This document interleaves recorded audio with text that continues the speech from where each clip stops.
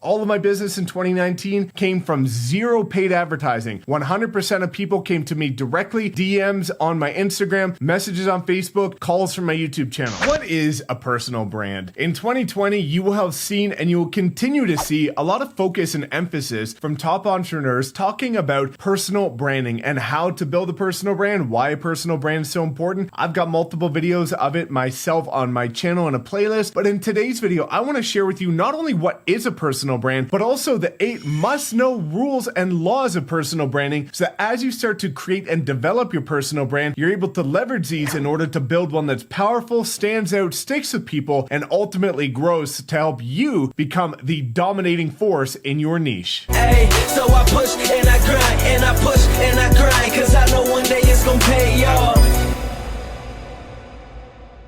What's up, everyone? My name is Mike Sherrard. Thank you so much for tuning in. As always, if you're new to my channel, I drop multiple videos every single week, helping entrepreneurs from the 6 to 9 figure level scale their business using creative marketing, content, and personal branding strategies. Now, if you do get value from this, or if you just want to support another entrepreneur, because we are all in this together to support and help each other, please give me a thumbs up. That's all that I'm asking. Also, if you haven't already, please make sure you subscribe and tap that notification bell. Now let's get straight to it. So what exactly is a personal brand? At the end of the day, a personal brand is actually a promise you are keeping to the people that you are trying and hoping to influence. Now think about that for a second. Go back and rewind if you need to hear that again, but it's really important because at the end of the day, people make decisions emotionally and then justify them rationally. So if you are trying to influence people to buy a product, use your service, anything like that, they're going to make the decision to work with who they want to work with emotionally, and then at the end of the day, they will justify that decision rationally. So if you've been able to build a strong connection with your personal brand, with your audience, then ultimately what that's going to do is that's going to allow you to be the person that they feel more emotionally connected to. So they're initially drawn to you automatically, and then they can justify their decision rationally after, which is when you come into play with your closing techniques and start to share with them the value about what you deliver and you bring to the table. It's no secret that personal brands actually get paid more than no-name brands or people that have not created a strong personal brand. Looking at consumer behavior, people pay more for Kleenex than no-name tissue paper. People pay more for Tide than no-name detergent. Both have the same function, but one has a stronger, more powerful brand. The same goes for people. People pay more to hear Gary Vaynerchuk speak than your average social media public speaker. People pay more to get coached by Tony Robbins and to hear him speak than your average personal development entrepreneur. So it's proven in what you do. So what you need to understand is if you're acting that way and other people act that way, that already validates how you should be acting in terms of building and caring about your personal brand. I see so many people that are demonstrating in their own actions how much they care about personal branding, and then they ignore theirs. It's so hypocritical, and it's why they're ultimately struggling, but I want to help you succeed, so let's get straight into the 8 laws of personal branding. Number 1, specialization. You need to be known for something specific. Every single top entrepreneur and every single strong personal brand was initially known for one thing that they were amazing at. You need to be specialized, and that way you can become the authority and the go-to person for that niche, for that space. If you try and do a be-all end-all and you try and just please everybody, you're going to end up pleasing nobody. Nobody's going to understand exactly what you do. Nobody is a jack of all trades. It just doesn't work, and those who aren't doing very well for themselves. So you need to pick one thing that you want to be recognized for and go all in on that so that you can be seen as the resource for that by your audience, not just your existing audience, but the audience that you're going to create over time. Number 2,